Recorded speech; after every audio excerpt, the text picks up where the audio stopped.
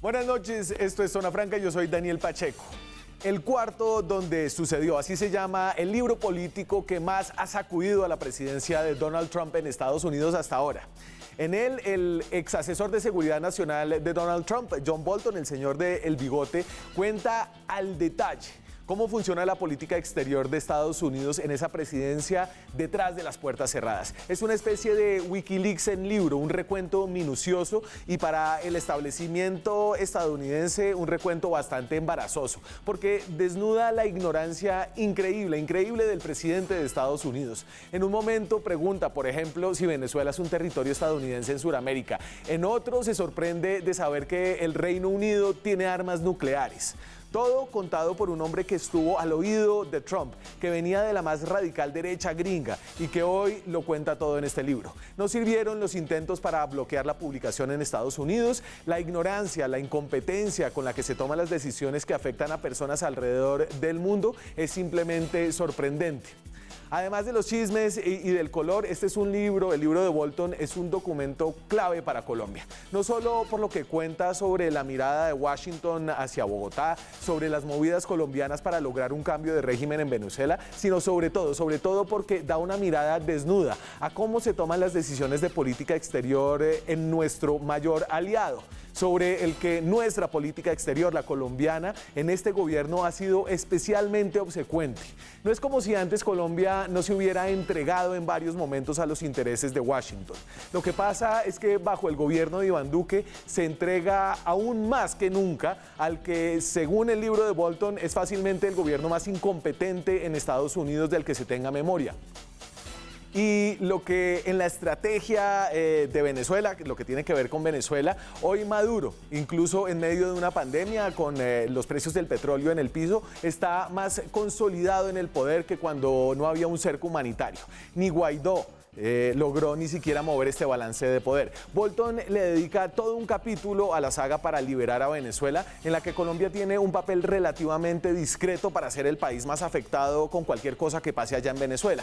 Dice Bolton que la estrategia fracasó, que Trump vaciló y se entregó a las peleas internas de su administración. Además, dice Bolton con algo de fatalismo, que esta era la última ventana de oportunidad para debilitar y lograr un cambio de régimen en Venezuela, para que Maduro no se aferrara por años y años al poder, como sucedió en otros países muy cercanos a Venezuela como Cuba. De nuevo, es un poco dramático Bolton ahí, pero si es así, la presidencia de Iván Duque, la Cancillería de Carlos Holmes Trujillo, la Embajada de Francisco Santos, definitivamente tendrán su pedacito de responsabilidad histórica en la perpetuación de Maduro en el poder. Aquí arranca Zona Franca.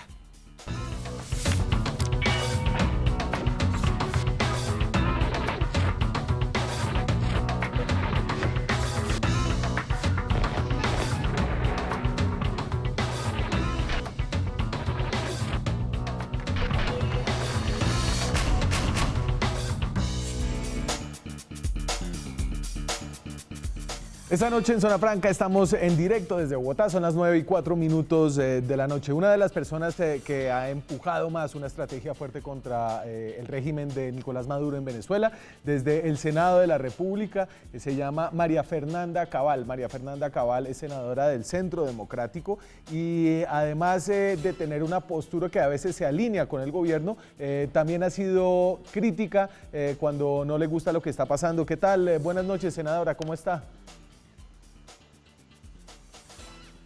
Déjeme un segundito que estamos aquí cuadrando un problema de sonido, ya la tengo. Ahí sí la oigo. ¿Qué tal, María Fernanda? ¿Me escucha? Sí, señora. Ahí la escucho. Ajá. ¿Qué más? Muy bien. Venga, ¿ya se leyó el libro de Bolton? Me leí el capítulo de Venezuela. Se llama Venezuela Libre, el capítulo, un capítulo entero le dedica, es decir, es raro que América Latina se haya ganado ese espacio, pero habla de lo importante que fue Venezuela en algún momento y no sé si es el tiempo verbal correcto para llamarlo porque tal vez el interés de Trump se va a ir a otros lugares. Bueno, no sé si querés entrar a hacer ese análisis.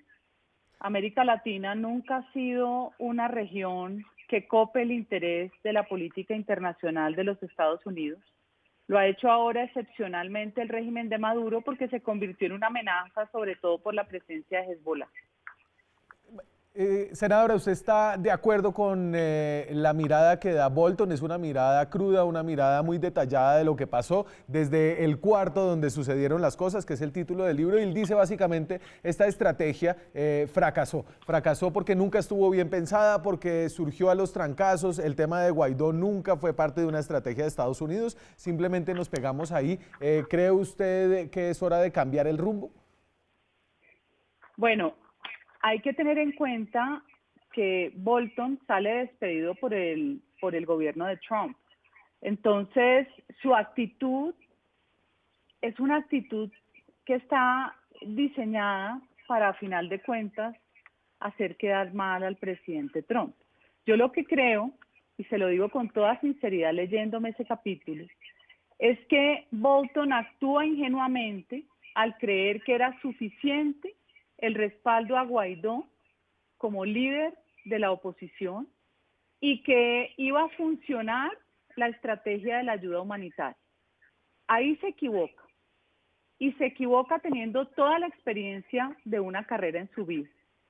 Y ese punto es donde él empieza a manifestar su desacuerdo con un Trump a quien hace ver como indeciso, dubitativo, a quien en un principio convencen, y de hecho cuando nombran al presidente Duque, dicen que se reunió con Trump, y ahí fue donde Trump se dio cuenta que era un error reunirse con Maduro. Sí. Pero darle credibilidad 100% a Bolton no es adecuado en las circunstancias con las que él salió. Hay que leerlo, hay que entender la dimensión de lo que él describe, pero hay que ser críticos también. Y de acuerdo, es decir, Bolton salió mal, salió como salen generalmente los funcionarios de Donald Trump, despedido como por la puerta de atrás como un perro, pero es decir, John Bolton no es alguien que le esté haciendo el juego a los demócratas, John Bolton es un republicano. John Bolton, digamos que yo creo que usted y John Bolton están de acuerdo en una cantidad de cosas, y no creo que se haya vendido al castrochavismo, ni mucho menos. Yo no estoy diciendo eso lo está diciendo De usted. acuerdo. Yo no estoy diciendo que se haya vendido, pero es que dentro de los republicanos hay disputas muy poderosas y tampoco se le vendió a los demócratas, ni mucho menos, y estoy de acuerdo en que Trump se quedó como con la manía de ese programa del Gran Hermano, creo que era, uno que tenía, no, The Bachelor, un programa llamado The Bachelor que le fascinaba decir "You're fired". Está despedido. Sí, está despedido y despide a todo el mundo. Así es. Venga, pero lo que describe Bolton es a un aliado de Colombia, un aliado al que este gobierno, diría yo, se ha postrado ante ese aliado, diría usted, simplemente tiene una colaboración muy efectiva, pero un aliado que es impredecible, un aliado que, como hemos visto y como cuenta Bolton, Trump un día se levantaba pidiendo una invasión militar, al día siguiente estaba preguntando si no debería reunirse con Nicolás Maduro, porque tiene esta cosa de que él cree que con los autócratas puede negociar. ¿No le parece que nosotros quedamos en una posición muy difícil ahora que Bolton sale, que hay un desmoronamiento de la estrategia alrededor de Guaidó y en la que la diplomacia colombiana no ha podido plantear nada nuevo? A ver, ¿qué pienso yo?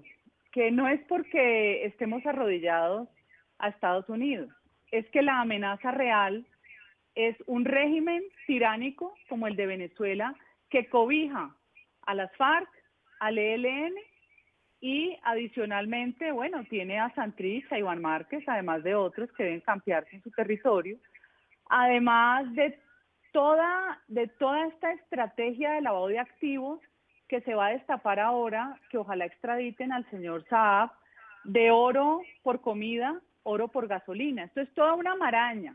Entonces, es mejor no tener un aliado como Estados Unidos, estar solos no nos va a proteger, mientras que si tenemos una alianza con Estados Unidos, como la cooperación que tenemos militar, eso nos ayuda a proteger las fronteras. Sí. Eso es mucho más de sentido común. Ahora, a usted se le olvida que Obama fue totalmente complaciente con todas las vagabunderías de Juan Manuel Santos. Todo lo que quiso hacer con las FARC, allá mandó al secretario de Estado John Kerry a verse con las FARC en Cuba, a celebrar, y yo creo que ya ahí transgredió un límite que habían tenido otros presidentes de Estados Unidos con respecto a Cuba. Entonces, si me lo pregunta, yo sí quiero ser aliada de los Estados Unidos. Que estamos arrodillados, lo que pasa es que es el socio comercial más importante que tiene Colombia. Que Venezuela es un peligro, claro, es un peligro. Usted menciona el caso de Alex Saab, que es este barranquillero que tuvo o tiene una cantidad de lazos comerciales en Venezuela, que está detrás de las cajas CLAP que subsidian la comida y que está ahorita mismo bajo arresto en Cabo Verde, un país africano muy pequeño, y sobre quien habrá una disputa para ver a dónde lo mandan. ¿Qué cree que puede salir de ese caso? Ese es el alfil más importante del régimen, porque la necesidad de subsistencia de la dictadura es liquidez. Y Alex Saab se convirtió en el arquitecto financiero de Nicolás Maduro con unas operaciones audaces de oro por comida que llegaban a Turquía, salían a Hong Kong, de allá a Venezuela, de allá a México, donde se traía la comida, y de ahí al Táchira, donde se distribuían las cajas CLAP. Ahora que se quedaron sin gasolina, tuvo que ampliar esa estrategia de oro por gasolina con Irán. Es el cerebro de las operaciones y yo aspiro que caigan todos los aliados que han contribuido al desastre de Venezuela. María Fernanda, no quiero terminar esta entrevista sin preguntarle por un tema distinto. Estoy viendo Twitter y yo no sé usted qué tanto mira Twitter, pero usted es tendencia nacional, es la tendencia número 1 y la tendencia es cabal vergüenza nacional. Y es una cantidad de gente que le está reclamando por haber preguntado, creo que usted sugirió, si el caso de la violación de la niña en Risaralda, de la niña en Vera, podía ser un caso de falso positivo. A ver, creo que ya es obvio que no era el caso, ¿cierto? No, lo que yo hice fue recoger una denuncia en Twitter de un tercero, que además es un tuitero de hace muchos años, que por lo general dice cosas sensatas, y se la mandé al Ministerio de Defensa no cuestionando el hecho, sino los autores. Yo nunca dije que no había pasado, ni nunca exoneré a los autores. Yo solo cuestioné que hay que entrar a investigar. Cuando usted lo juzgan por redes sociales, usted está entregando lo más preciado que tiene un ciudadano en un Estado de Derecho, que es un debido proceso. Y esto no es un chiste. Yo le seguí la pista al Trino y me ha pasado varias veces, y quiero decirlo aquí. Hacia la medianoche vi que el senador Roy Barreras hizo captura del Trino y ya es la tercera vez que lo hace. Y se activa una bodega tenebrosa donde empieza el matoneo mediático, lo recoge Gustavo Bolívar y empiezan otros, un tal Uldarico, y todos estos personajes lo único que buscan es seguramente ponerlo a uno para que exponerlo, para que no solo mediáticamente haya un matoneo, sino que también pueda haber en alguna circunstancia una amenaza física. Entonces, después la sorpresa que me llevo es que el periódico El Tiempo me cita entre comillas en frases que yo ni he dicho ni he escrito, y les exigí rectificación y lo hicieron. Ahora le estoy pidiendo a los demás medios que hagan lo mismo.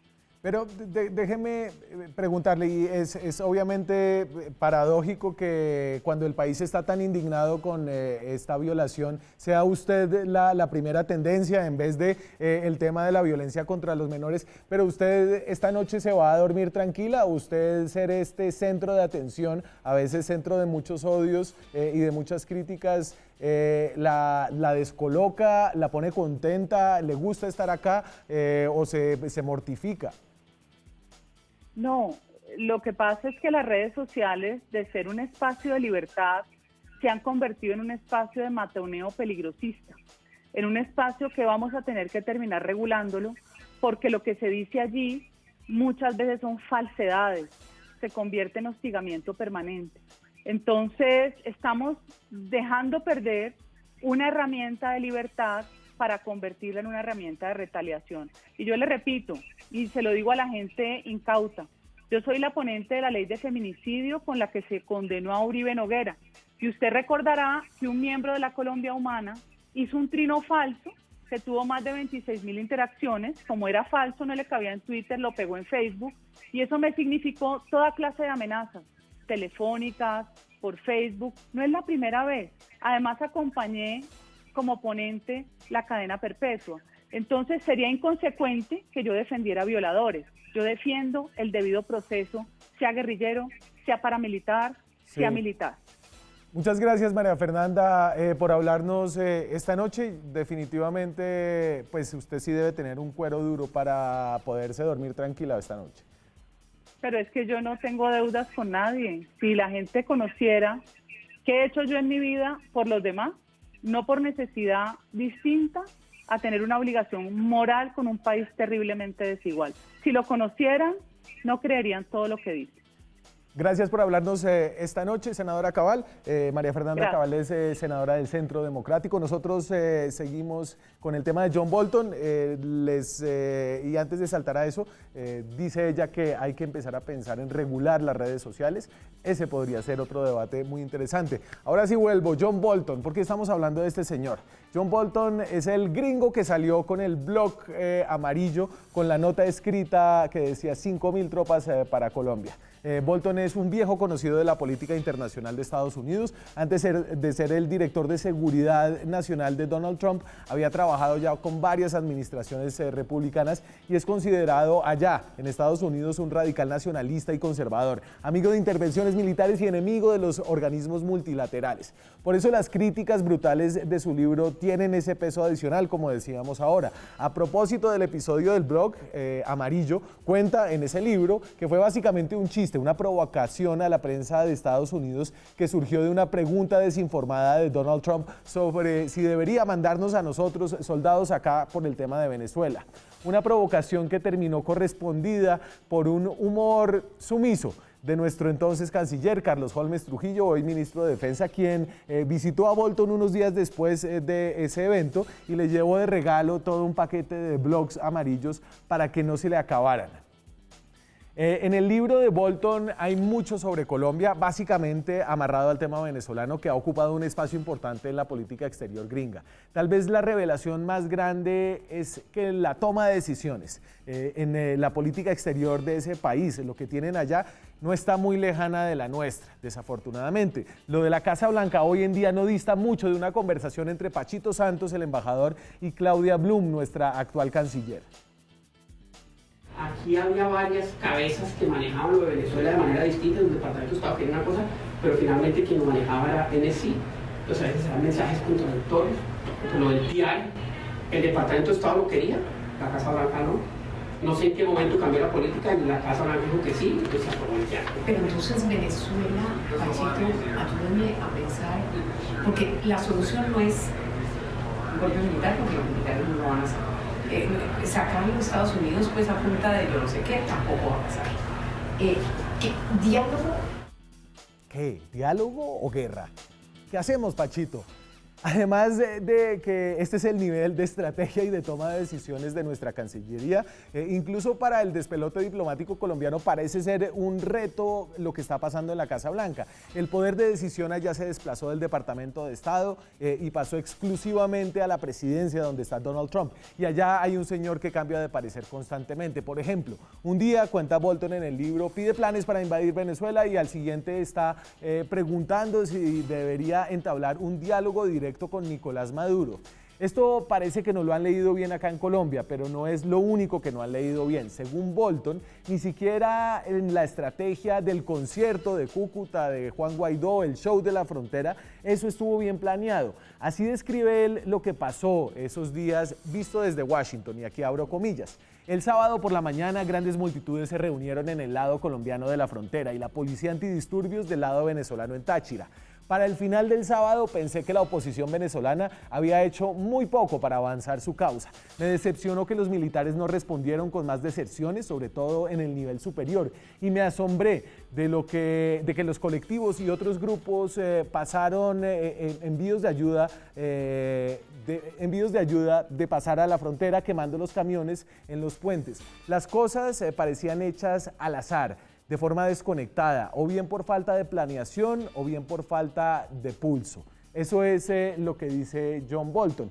Escuchábamos entre los venezolanos que la sensación era que el sábado había sido una victoria para Guaidó, lo que me pareció, decía Bolton, muy optimista. Supimos mucho luego que la especulación fue que a los colombianos les dio miedo, temían un choque militar en la frontera para el que luego de años de luchar contra una insurgencia y contra el narcotráfico dentro de Colombia, sus tropas simplemente no estaban listas para un conflicto convencional con las Fuerzas Armadas de Maduro. ¿Nadie había pensado en esto antes del sábado?, se pregunta John Bolton. Entonces, además de aliados incompetentes, es decir, el gobierno colombiano y la oposición venezolana liderada por Guaidó, Bolton deja claro que la estrategia en Estados Unidos también fracasó. Para empezar, nunca hubo un plan maestro. Como llegamos a pensar acá, el surgimiento de Juan Guaidó se dio sin intervención gringa, dice Bolton, y todo fue como fluyendo ahí al garete. Así describe Bolton lo que empezó en enero del 2019, la gran esperanza de cambio que hoy se ha desinflado, lo que fue Juan Guaidó. Y aquí abro comillas de nuevo del libro de Bolton. El Big Bang para Venezuela llegó el viernes 11 de enero del 2019. El nuevo joven presidente de la Asamblea Nacional, Juan Guaidó, anunció en una inmensa aglomeración en dicha asamblea en Caracas que pensaba que la reelección de Maduro del 2018 fue fraudulenta, ilegítima y por tanto inválida. Los Estados Unidos luego dijo que la Asamblea Nacional actuara bajo su dirección.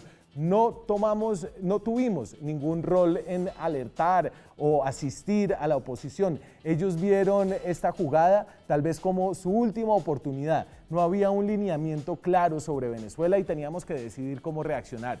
Se pregunta Bolton, ¿sentarnos a mirar o actuar? Yo no tenía ni la menor duda sobre lo que debíamos hacer. La revolución estaba en marcha. Le dije a Mauricio Claver Carone, alguien a quien había elegido recientemente como director del hemisferio occidental para el NSI, que pusiera un comunicado. Y entonces, tal vez la lección más cruda que trae el libro de John Bolton es que la estrategia principal de la política exterior de Colombia, forzar ese cambio de régimen en Venezuela a través del aislamiento diplomático a Maduro y de la manufactura de la figura de Juan Guaidó y su reconocimiento internacional, nunca fue un plan bien pensado ni bien coordinado, ni siquiera con Estados Unidos. Así describe Bolton esta estrategia, en la que Colombia puso y sigue poniendo todo el empeño. Aquí de nuevo abro comillas. Para que funcionara requería de una determinación estable y consistente de nuestra parte, presión completamente implacable. No logramos cumplir ese estándar.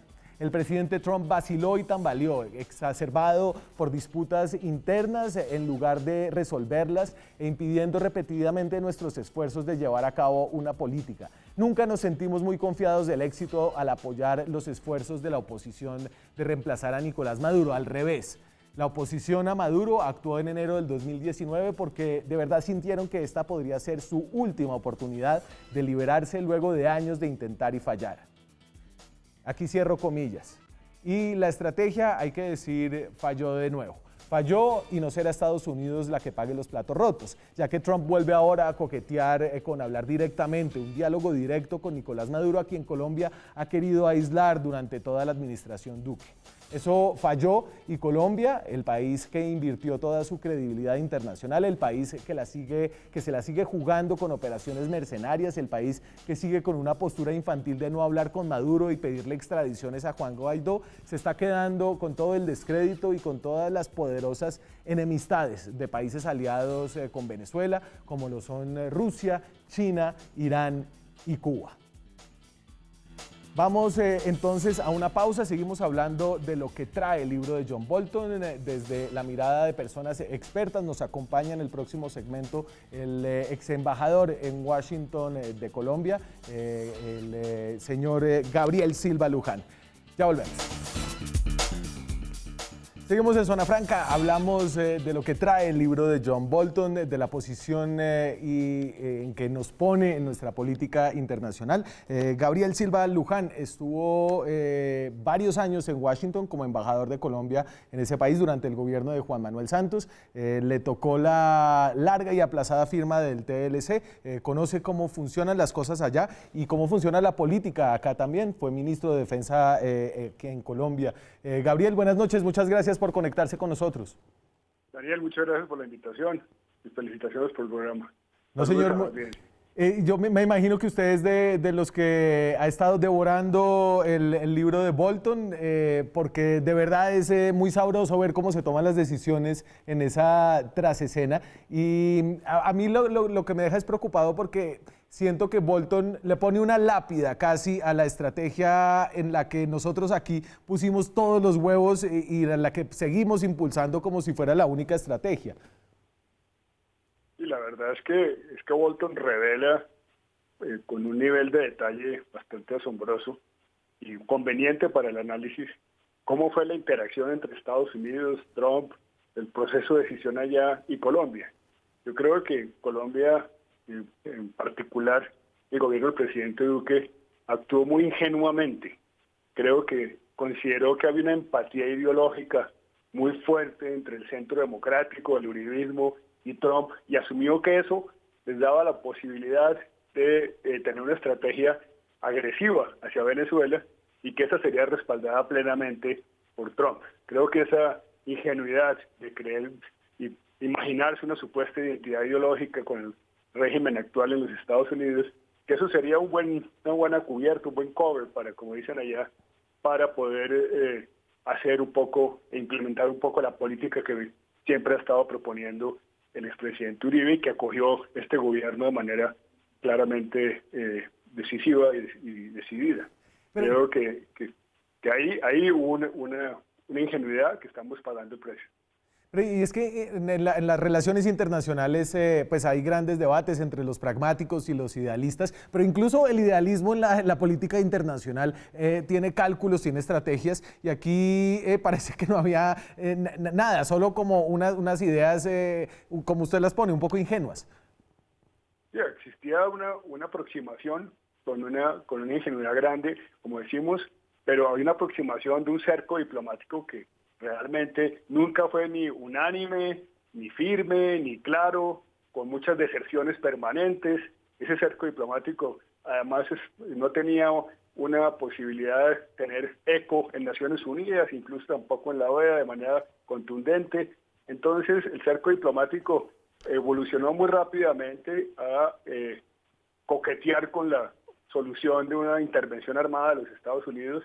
Ese coqueteo que fue recogido por Bolton, fue recogido de una manera, digamos, también un poco ignorante sobre cómo eran las cosas acá. Asumió que el gobierno Duque tenía una estrategia bien armada, que tenía unos planes, que tenía una organización que no se dieron. Entonces el cerco diplomático se fue diluyendo en la medida en que el propio Trump se desesperó con esta situación y Trump, que es una persona que no tiene paciencia para lo que no le sale bien, pues naturalmente pues le dio la espalda a la estrategia de Bolton y de Duque y terminó una situación donde no hubo ninguna solución realmente funcionando o actuando y Colombia se quedó sin política. Y no hay cosa más grave, como usted sabe muy bien, Daniel, en política internacional que quedarse sin política, sin estrategia y sin teoría. Nada de eso se vio o se ve hoy en la política de Colombia hacia Venezuela. Claro, y entonces parece que nos quedamos con la peor parte porque Trump enfrenta ahorita unas elecciones que se ven cada vez más difíciles. Hay una gran posibilidad de que sea un presidente de un solo periodo, mientras que al gobierno de Iván Duque le va a quedar todavía otros año y medio largo de política exterior que tendrá que rearmar en Estados Unidos. ¿Usted ha pensado en algunas ideas y le podría dar ideas al gobierno ya que parece no tenerlas? Bueno, yo creo que el gobierno se puso contra la pared, una situación inmanejable y muy difícil. Primero, porque se comprometió con una estrategia que ni siquiera los Estados Unidos respaldó. Es decir, no contó con el respaldo que asumió que existía de los Estados Unidos y esa ausencia de respaldo lo dejó en el aire. No tiene el respaldo de América Latina. Ha peleado con los actores internacionales como China, Rusia y Cuba en el Caribe. Entonces está contra la pared en ese frente. Las relaciones con Estados Unidos se puso del lado opuesto de la historia, cuando las corrientes que predominan en la opinión pública hoy en día son contra las visiones de derecha, las visiones a las cuales es afín el centro democrático, pues esas visiones están en retirada, lo estamos viendo en la calle y lo vamos a ver en las urnas. Entonces creo que el gobierno se va a quedar con muy poco margen y creo que va a ser muy difícil, para el presidente Duque conquistarse un gobierno demócrata después de la forma en que ha tratado los temas como la paz, los derechos humanos, el manejo de la política internacional, las relaciones con Cuba. No nos olvidemos que el Partido Demócrata inició un proceso de normalización con Cuba que fue medio interrumpido por Trump y al cual a esa interrupción se le pegó Colombia un poco irracionalmente y sin sentido, solo una actitud ideológica y política, y eso nos lleva a una situación donde veo muy difícil que el gobierno Duque pueda reparar unas relaciones bilaterales constructivas y eficaces con los Estados Unidos en los 2 años que le quedan. Claro, y yo creo que el punto aquí no es decirle al presidente Duque que cambie totalmente de estrategia, que diga que hay que iniciar un diálogo directo con Nicolás Maduro para negociar cualquier cosa, pero sí me imagino que hay una cantidad de opciones intermedias, es decir, hay una cantidad de opciones, hay una cantidad de jugadores intermedios que podrían ayudar a, si bien no generar una transición inmediata, sí a mejorar la situación en Venezuela, que tiene unas repercusiones muy importante sobre Colombia. Y desafortunadamente la opción que tiene Colombia hoy para permitir que ese proceso que otros actores, incluyendo el propio Trump hoy en día, están tratando de impulsar, que es encontrar una salida negociada, organizada para el gobierno de Maduro y para Maduro personalmente, ese grupo de países que están actuando en esa dirección, pues realmente Duque no tiene interlocución con ellos. Y quizás, desafortunadamente, lo mejor que puede hacer es, tras bambalinas, mantener una interacción diplomática con ellos, una conversación, pero públicamente abstenerse por completo de hostilizar a Venezuela y de convertirse en un protagonista adverso de la negociación, porque eso nos haría mucho más daño. Quizás el silencio es la única opción que le queda al presidente Duque. Pero el silencio nunca es una buena opción para los políticos. Es lo que menos les gusta. Eso es cierto. Gabriel, además del tema con Venezuela, ahorita hay un debate interesante en Washington que tiene que ver con la nominación de Mauricio Claver, creo que se llama, que venía de ser el segundo de Trump, el encargado en el Consejo de Seguridad Nacional, que menciona y sale mencionado en este libro, del cual también Francisco Santos y Claudia Blum hablaron mucho en ese audio filtrado, que a propósito todavía no sabemos esa filtración en qué terminó. Esto sigue mostrando que Colombia insiste en esta alineación. Usted en su columna lo dice, un alineamiento irrestricto a la administración Trump. Es decir, ¿en qué momento cree usted que la cosa es ya suficientemente vergonzosa? Bueno, yo creo que esta decisión formal y explícita del gobierno Duque, que me dicen que fue muy aupada por la embajada en Washington, la embajada de Colombia en Washington, es ese respaldo irrestricto a un candidato de los Estados Unidos violando toda la tradición, toda la historia del manejo de esta institución y en contravía de todos los intereses de América Latina. Claramente es un alineamiento con Trump que produce no solo muy pocos réditos, dada la debilidad de Trump y el desinterés de Trump por Colombia y por América Latina hoy en día, y además por la evolución política electoral en ese país. O sea que ese alineamiento para promover un candidato, que además es un candidato cuestionado, él tiene un origen cubanoamericano, es una persona muy dura, que tiene fricciones con muchos países con los que no tiene identidad ideológica, creo que no sería muy bien recibido en el continente, y lo que estamos garantizando es que el BID se vuelva también un apéndice más de la política exterior de los Estados Unidos y no un escenario financiero balanceado. Creo que el gobierno cometió un error gigantesco al ponerse del lado de Trump de una manera tan irrestricta y al lado de una sola persona, y sacrificando con eso todas las relaciones de cooperación financiera que se dan en la región y fuera de la región. Que no nos olvidemos que el BID recibe recursos de Europa, de Asia, de China, de Japón, de muchos otros países, y esos países están muy, muy molestos e incómodos con la decisión de Colombia de respaldar a un candidato que sin duda va a llevar a que se den menos ayudas y menos contribución financiera de esas otras regiones y actores al BID. O sea que otra vez el gobierno toma una decisión que lo pone contra la pared y de espaldas a la historia. Otra de las papas calientes en términos de política internacional tiene nombre propio, se llama Alex Saab, es el negociante de Nicolás Maduro, un barranquillero que también tiene nacionalidad venezolana, que está detenido en Cabo Verde. Alex Saab obviamente apareció durante el gobierno de Juan Manuel Santos en la firma de unos documentos y se le endilga a él una cantidad de cosas, que es amigo desde el concuñado de Petro hasta de Juan Manuel Santos. ¿A usted cree que algo podría salir? Es decir, ¿a usted le preocupa lo que pueda decir a Alex Saab de la administración a la que usted perteneció? No, absolutamente. Esa presencia de este personaje en esa mesa fue una cosa accidental que surgió a última hora, por lo que tengo entendido, directamente a los protagonistas. Y eso fue alguien que incluso el mismo presidente Santos preguntó quién diablos es ese señor. Pero el hecho es que ojalá podamos conocer todos los detalles, porque el entramado de soporte a la corrupción del régimen de Maduro no se conoce en su integridad. Tiene tentáculos en muchos países, no solo en Colombia. Entonces creo que en aras de la verdad es muy conveniente que este personaje llegue a la justicia. Espero que no sea solo como un testigo de la justicia de los Estados Unidos, sino como un testigo y un contribuyente a las causas que hay contra Maduro en varios países. Entonces, realmente creo que eso es conveniente y sin duda va a crear una presión adicional sobre Maduro, que también lo llevará a considerar la negociación, pero obviamente se vuelve un punto importantísimo, un poco la inmunidad judicial que surja de esa negociación. Sí. Dado que si se negocia con Maduro para que termine en una cárcel, como terminó Noriega, pues eso no creo que sea muy atractivo ni para él ni para sus amigotes. Cierro con una pregunta que tiene que ver de nuevo con el libro de Bolton. Tal vez Francisco Santos sale especialmente bien librado como un Trump whisperer, alguien que le sabe susurrar al oído al presidente Trump y que lo logró convencer por al menos como, no sé, 3 semanas de que no era buena idea hablar directamente con Nicolás Maduro.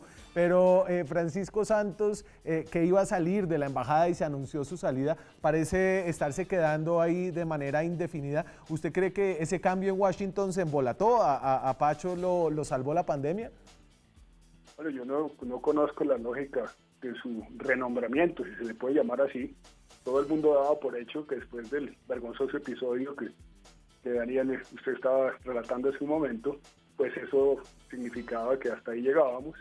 Veo muy difícil, después de unas elecciones donde los demócratas posiblemente recuperen el control del Senado y muy posiblemente la Casa Blanca, en esa situación alguien tan alineado y tan cercano, sobre todo a Bolton y al señor que están promocionando para el BID, pues pueda mantenerse eficazmente como embajador. Yo no quiero discutir ni muchísimo menos lo haría sus capacidades y su habilidad diplomática. Lo que sí es cierto es que las posturas asumidas por el embajador lo han vuelto irrelevante ante los nuevos cambios que se ven en la política doméstica en los Estados Unidos. Gabriel, muchas gracias por acompañarnos esta noche y por hablarnos de todo lo que aprendimos por allá en Washington. Muchas gracias, Daniel. Me acuerdo muy bien de su cobertura allá. Las preguntas que me hacía allá que eran quizás más duras que las que me hace aquí, pero muy buenas en todo caso. Muchas gracias. A usted, muchas gracias. Buenas noches. Nosotros seguimos aquí en Zona Franca. Tenemos un invitado más después de comerciales. Seguimos en Zona Franca, son las 9:47 de la noche. Antes de seguir con nuestro programa, una pequeña información comercial de Claro, la empresa que es dueña de este canal, el canal Red Más. Si usted necesita hacer un giro, llegó Claro Giros, la forma fácil, segura y cercana de enviar y recibir dinero. Con Claro Giros realice sus giros en puntos de ventas Claro autorizados y los recibe en puntos Claro y Efecti de todo el país. Encuentre los puntos Claro autorizados en claro.com.co. Con Claro Giros, la facilidad es para usted primero. Seguimos aquí hablando de política internacional, un tema álgido ahorita en Colombia, así tenga a veces poco interés dentro de la política nacional, y lo vamos a hacer con Eduardo Pastrana, que es profesor titular de la Universidad Javeriana, es miembro del Grupo de Investigación en Relaciones Internacionales de la Facultad de Ciencia Política, y ha estado y ha escrito mucho sobre Venezuela, sobre la relación de Venezuela y Colombia, y sobre lo que está pasando ahorita mismo. Seguro también ha mirada a un par de cosas, como el libro de John Bolton. Buenas noches, profesor Pastrana, muchas gracias por acompañarnos. Muy buenas noches, Daniel, y muchas gracias por tu invitación, y me parece una buena oportunidad para reflexionar un poco sobre este tema y compartir algunas ideas sobre lo que se está debatiendo. Entonces, le pegó una miradita al capítulo de Venezuela Libre, me dicen. Me provocaste, y una de las provocaciones no las rechaza, y fue un estímulo muy interesante para abordar un poco y echarle una mirada a esas páginas. Y porque es una mirada muy anecdótica, una mirada, es decir, John Bolton tomaba unas notas muy buenas porque ya estaba pensando en escribir las memorias cuando estaba allá adentro. Pero ¿qué le sorprendió? ¿Qué le llamó la atención de su lectura? Me sorprenden varias cosas. Primero, la precariedad y el deterioro que se ha producido en los mecanismos de discusión y de toma de decisiones dentro del Departamento de Estado y la relación con la Casa Blanca, donde el acopio de información y los análisis y pocos de inteligencia que llegan a esa sala de decisiones no son lo suficientes para que se tomen decisiones a fondo que puedan tener un impacto realmente decisivo y muy analizado frente a los retos que tiene la política exterior norteamericana. Y ahí te quiero decir una cosa. Uno de los puntos clave a los cuales se le puede dar la razón a Francisco Santos cuando lo chuzaron es precisamente el comentario que él hace sobre la forma como se ha ido desmontando toda la estructura de estudio, de análisis de los tanques de pensamiento en el Departamento de Estado, de los expertos sobre las regiones, las personas que fueron renunciando o que fueron saliendo, y por lo tanto a la Casa Blanca no llegan insumos y estudios estratégicos clave para que se puedan tomar estas decisiones. Y por eso la improvisación que se ve en la forma casi que coloquial, simplemente a partir de percepciones o animosidades, como las que se tomó por parte de John Bolton o lo que le recomendaban John Bolton o las mismas reacciones del mismo Donald Trump. Y sí, esto lo confirmo también porque hay una serie de colegas, analistas de Estados Unidos de muchos tanques de pensamiento, que me han compartido esa preocupación de cómo el trabajo durante décadas de expertos en el Departamento de Estado frente a este tipo de administración fueron excluidos o fueron renunciando de cara a la situación que enfrentaban frente a este tipo de administración. Tal vez esta es una mirada optimista o pesimista, depende de lo que a uno le guste políticamente. Juanse, la encuesta del New York Times que la podemos mostrar aquí en pantalla, voy a mostrar nada más, esta es una de las últimas encuestas que salió publicada en medios estadounidenses sobre las posibilidades de Donald Trump frente a Joe Biden, que es el candidato demócrata, 50-36%, un liderato de cerca de 14 puntos. Obviamente falta mucho, estas elecciones son en noviembre, pero nos hacen pensar que deberíamos aquí en Colombia estar mirando ya la posibilidad al menos de un después de Trump en nuestras relaciones internacionales. ¿Y usted cómo manejaría esa realineación estratégica? Es muy preocupante porque parece que se estuviera repitiendo la historia que se cometió durante el gobierno de Uribe. Durante su segundo periodo, sobre todo cuando los demócratas en el 2007 conquistan el Congreso de los Estados Unidos y Álvaro Uribe se había alineado totalmente a la doctrina de la guerra global contra el terrorismo de George Bush, que fue un punto clave, uno de sus aciertos más grandes en el momento que logra articular el conflicto colombiano a la guerra global con el terrorismo, logra aterrorizar la agenda dentro del PAN Colombia y recibe gran ayuda. Sí.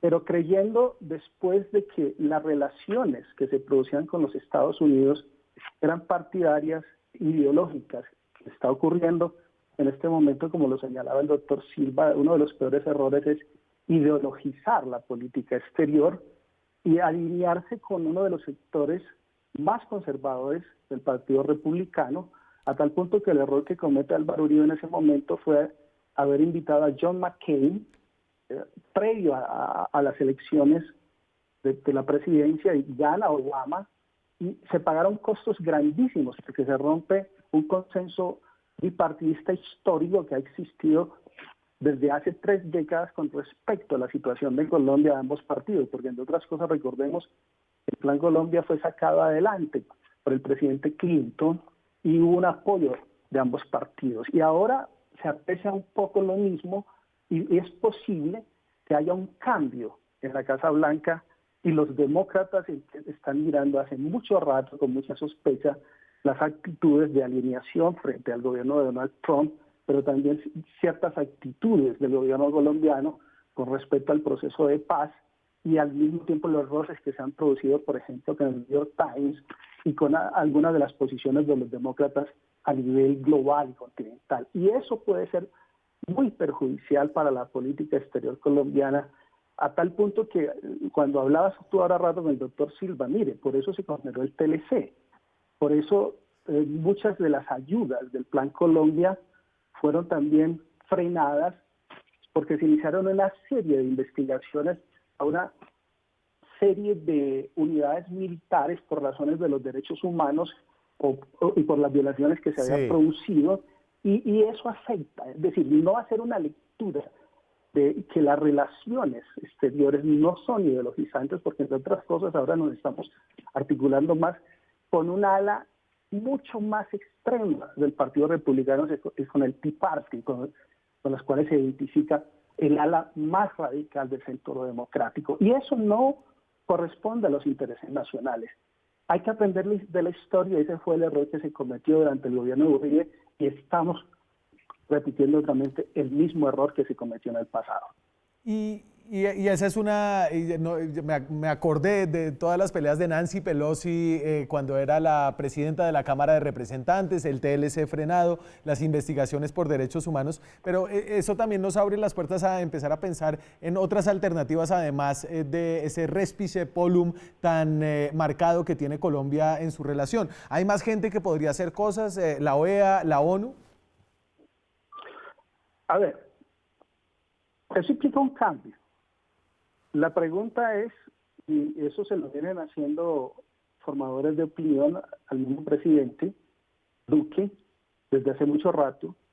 Quiero recordar una de las columnas más recientes, tanto de Rafael Cuellar y el mismo doctor Silva y otros tantos grandes periodistas que plantean, hombre, ya es hora, desmárquese.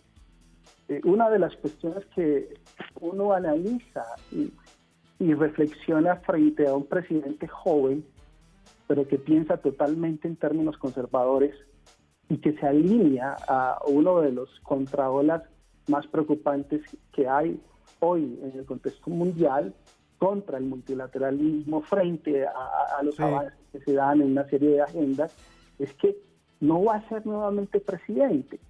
Y uno de los retos que se tiene como mandatario, como político, es poder rectificar.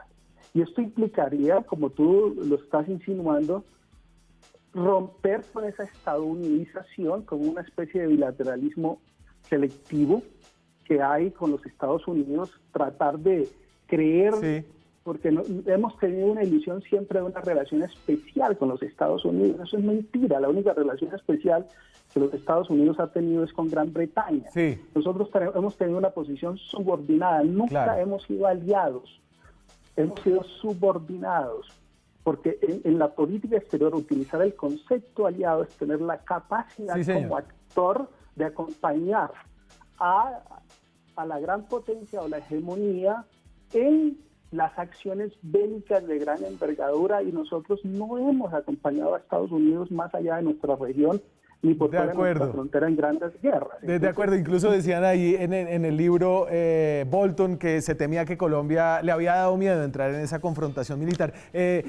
Profesor, no tenemos las capacidades, además en la política exterior tampoco hay amigos, porque entre otras cosas nosotros tenemos unas fuerzas militares que no tienen capacidad para una guerra convencional. Eduardo, hemos tenido unas fuerzas militares fundamentalmente antiinsurgentes, de una lucha irregular, y eso es cierto. Eduardo, muchas gracias por habernos hablado esta noche. Yo sé que el tiempo es corto, nos quedan muchos temas, pero le agradezco mucho habernos dado esa mirada, una mirada que nos pone de frente lo que podrían ser unos años difíciles si hay un cambio de gobierno en Estados Unidos para la diplomacia colombiana y para nuestros intereses con ese aliado. Muchas gracias por acompañarnos. Muchas gracias a ti, Daniel, y por la oportunidad. Y bueno, ahí estaremos en sintonía. Nosotros seguimos con ustedes, vamos a una pequeña pausa, nos queda un minuto cuando volvamos. Seguimos en Zona Franca, hablamos de política exterior esta noche y no solamente ha sido ingrata en cuanto a sus resultados, sino ha sido ingrata personalmente para el presidente Iván Duque. A pesar de haberse entregado al gobierno de Estados Unidos, esto fue en abril, así habla Trump de él. En abril del 2019, apenas unos meses después de la gran estrategia de febrero, ya Trump se estaba refiriendo a Iván Duque de esta manera. Nothing. And I'll tell you something, Colombia, you have your new president of Colombia, really good guy. I've met him. We had him at the White House. He said how he's going to stop drugs. More drugs are coming out of Colombia right now than before he was president. So he has done nothing for us. Okay, thank you. Ayudar en toda la estrategia con Venezuela no ha servido para que cuando Duque vaya o va a la Casa Blanca no reciba regaños humillantes como este. Tendrán que fumigar porque si no lo hacen no van a deshacerse de los cultivos ilícitos. Tienen que fumigar para acabar con las drogas en Colombia. Gracias, ahí parecía el presidente de Colombia, el presidente Donald Trump. Muchas gracias por estar con nosotros esta noche. Nosotros nos vemos mañana con más periodismo, más debate, más opinión. Chao.